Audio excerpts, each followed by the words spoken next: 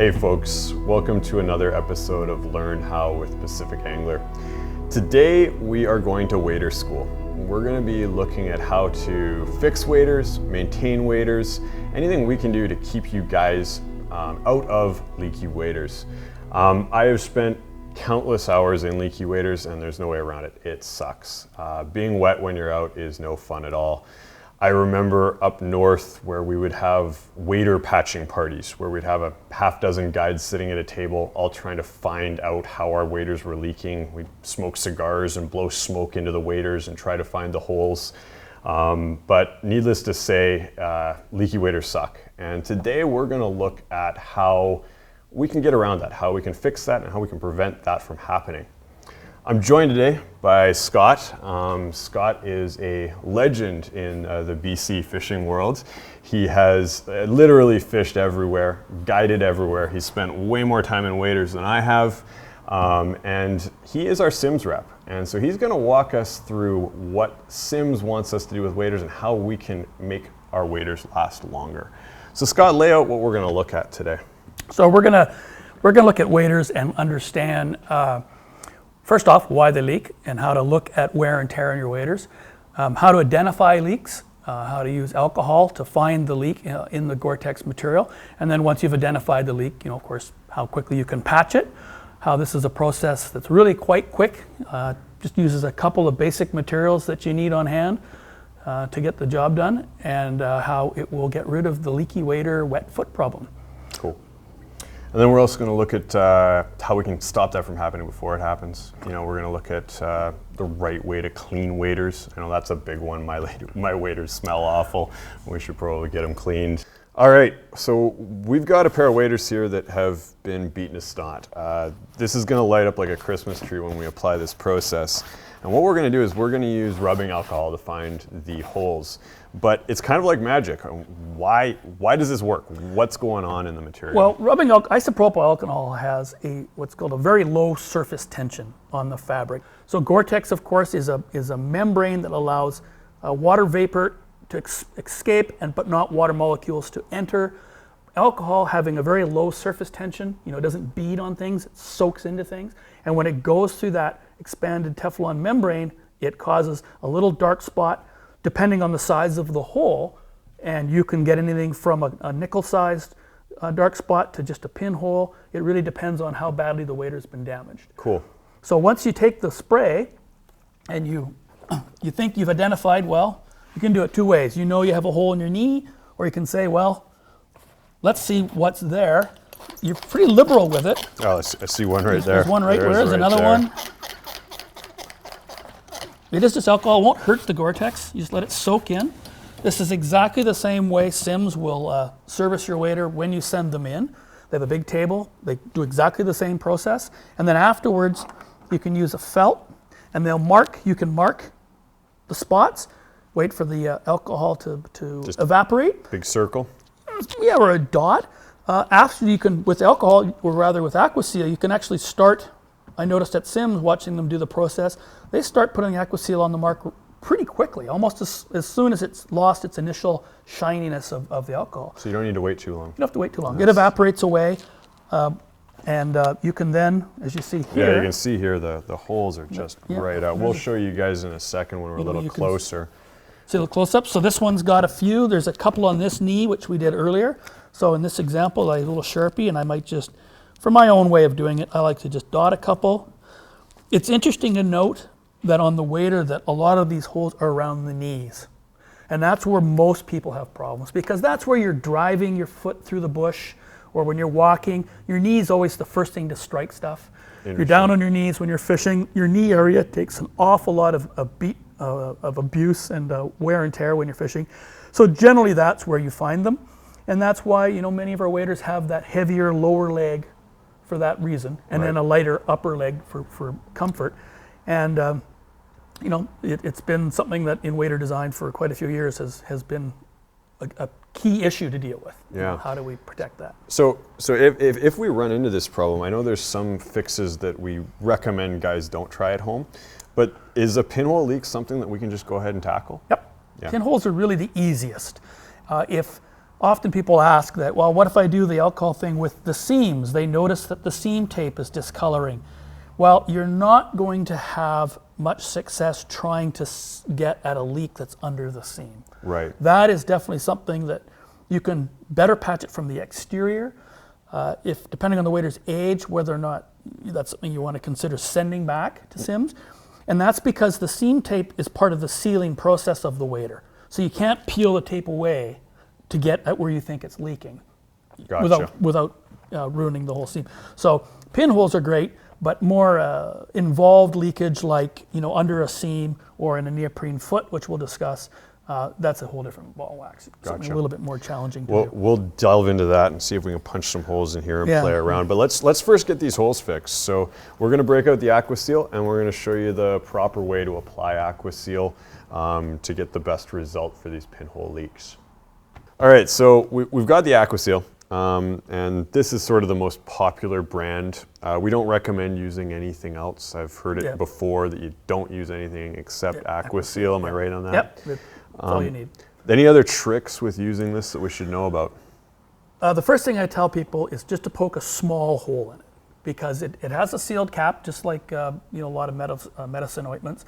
Just put a small hole so you can really control the flow. You don't need much. Yeah. Matter of fact, you can just take the Aqua Seal, invert it, get a little bead coming out, and just touch it flat on the spot and rub it in, and go to each spot and just you really just need a little bit, and as you get through it, let each piece sit, and then afterwards you can go around each spot after and work the Aqua Seal into the material, and you get a nice clean patch with a minimal amount of material buildup. More over there. Yeah, I remember first doing this when we first had breathables, and I would gob it on, and the whole wader would turn into a mess. And then you got to lay them flat. You got to worry about it running like a big drip. Yeah. And I've seen that on waders on people on the river. They've got a patch, and it's got this huge drip because they patched them, and then went and hung them up in the closet for them to dry out. And they've got so much Aqua Seal in there, it started to run down the wader like a And that can actually cause a problem, and we've seen this as well in this shop. When there's too much Aqua Seal, you actually get hot spots on the side where wear goes differently. Oh yeah, so, you can chafe. And you can actually make holes on top of holes by adding too much Aqua Seal. Yeah. But then the other key is now we need to go in and sort of work it in. That's the other thing that I never did, and it's probably why I was using so much Aqua Seal. Kind of that. But you just go around and sort of like push into them a little bit. I just take a little wet finger. Oh yeah, I should have licked my finger. That just helps it not stick to you, and you just give like a little there. Little love there. Another little one here. Go around, touch it all. If you're in a pinch on the stream and you're trying to get a wader fixed in a much shorter time frame rather than overnight, you can thin your Aqua Seal with Kotol or toluene and thin it a little bit, and then, or what they call accelerator, and that'll make it set up a little quicker. Gotcha. What's the ideal time to let one of these guys dry when you are doing it properly? 6 hours minimum, I find, before I want to use it. Yeah. If it's a real small pinhole, even in about 4 hours, as soon as the Aqua Seal isn't tacky to the touch, I've used them in a pinch. Yeah. Ideally overnight, you can put it in a warm room, and works pretty good. Obviously, like anything, the more you put on there, the little bit longer drying time. Okay. So now let's talk about where we shouldn't use Aqua Seal. And where we want to sort of trust the professionals, maybe send it away, come into the shop, let us assess it, that sort of thing. What do you look for there? What are you worried? What do you don't want to be messing around with Aqua Seal? Well, like I mentioned earlier, the first thing is the tape. This is a seam sealing tape. So if your tape is starting to lift badly in an area or it starts to peel back, that is a situation that is very hard for you to fix. You could technically glue the tape back down, but it's usually a sign of a bigger problem. Often it's abrasion related, but unlike neoprene, where the tape on a neoprene foot that you often see is just a cosmetic finish to an already budded seam, and you can have the tape peel off neoprene feet and not lose the waterproofness.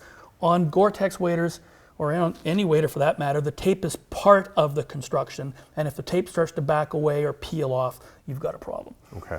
Now with SIMMS, of course, if you have that kind of thing, we would definitely prefer to see it. We have the ability to retape seams at SIMMS. It's a heat machine that does it, so you can send your wader back and have a little bit more of a detailed repair. Yeah. And we also want to know, why is it peeling off? Was it an adhesion thing? Was it a wear thing? What's the fault? Because at SIMMS, we're always trying to identify faults to make fewer faults. And of course, if we want to see a wader, and that's why SIMMS might tell the consumer, hey, we want to see that. You know, send it back because we need to see what failed, if in fact it's a failure versus a wear and tear thing.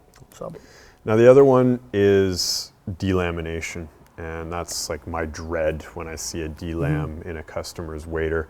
We're going to show that to you guys in a second. I have a pair of waders that's delamming, but that's another one that we probably don't want to Aqua seal the living snot out. Very hard to fix. Yeah. Delamination of the gore materials, really hard to fix. It's often a fault of the Gore-Tex, so you know we want to see it. Gore is a very good company at guaranteeing their product, you know, and so that's covered in your warranty generally. Same thing with neoprene feet. Heel compression of the neoprene can happen. Right. Yeah. And you don't necessarily lose waterproofness, but you might notice your heels become very, very thin. One of the ways to deal with a hole in the foot is you can I put a hose in it, fill it full of air, and twist it at the knee and squeeze the air to see if it shows a leak. And I'll put the foot into a 5-gallon bucket full of water or in a bathtub, just somewhere to see if you can identify where the hole is. What SIMMS also recommends you can do, and it's available online on our videos, is you can fill your wader with water. You want to only fill it to about the knee. Obviously turn the wader inside out, or it doesn't really matter because you're going to have to dry it out. But the pressure of the water will also, of course, show a leak. Yeah. You know, and that's very similar to how SIMMS tests their waders, both when they're manufactured and when they've been repaired. Is they have a big table and they fill them full of water and then slightly tip the table down to simulate the pressure that water exerts, or the hydrostatic head, and then look for holes. And so when you get a pair of waders fixed, they'll put on that table after they've done the repair, fill it full of water and leave it for 10 minutes and come over and inspect it. No leaks, you're good to go. Right. So that really guarantees that the job's been done correctly. Cool. But there is a caveat or a warning to that. And I remember this back in the guide days. Guys would stick them on the shower head and fill the wader right up, and you blow the seams out. Yeah. And so I know at SIMMS, I've seen that it's really cool how they test the waders, but they always have it at an angle so that pressure isn't pushing down on the wader. It's only like a 15% incline. Yeah, it's really narrow. So to get that. You don't want to over So push it up. anyone at home, don't say, oh, I'm going to fill my wader right to the chest with water. You've probably got 500 pounds of pressure on the inside of that. But SIMMS does say that you can fill it up to about the knee, maybe a little bit less, and that's going to help you identify issues in the feet. Yeah, because if it's up in the groin or crotch area, you do the other techniques. The alcohol is going to be much more effective. Okay, cool. So that is how we fix those little problems. But let's talk about what we can do to waders to maybe not have problems happen, not have delams happen, not have that. And I guess the first one is, how do you store your waders? What are the keys there? Well, one of the things that, of course, is a killer of all things in textiles and fabrics is mold, and also moisture, of course. And you sweat a fair amount in waders, even when you're walking. You know, the wader breathes, but sometimes if you're doing a lot of exertion, is the wader going to breathe as fast as you're perspiring? Yeah. Or just in the day-to-day use. You know, if you take your waders off and then just roll them up and throw them in a corner, and they don't get a chance to properly dry, you can have problems with mold and that moisture content having a bad effect.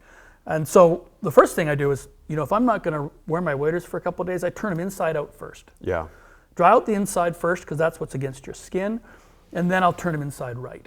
Gotcha. When I was guiding, full time, 6-7 months a year, I often ran 2 pairs of waders, and I would just alternate through a week, just to reduce wear, but also then I, was drying them out properly, and also if I had a problem, I could fix it properly and wear my other ones. I wasn't doing things hastily and maybe that is a good tip. That's something I did too when I was guiding. Is if you guys are really into it, you're going to be on the water 50, 80, 150 days out of the year like we were.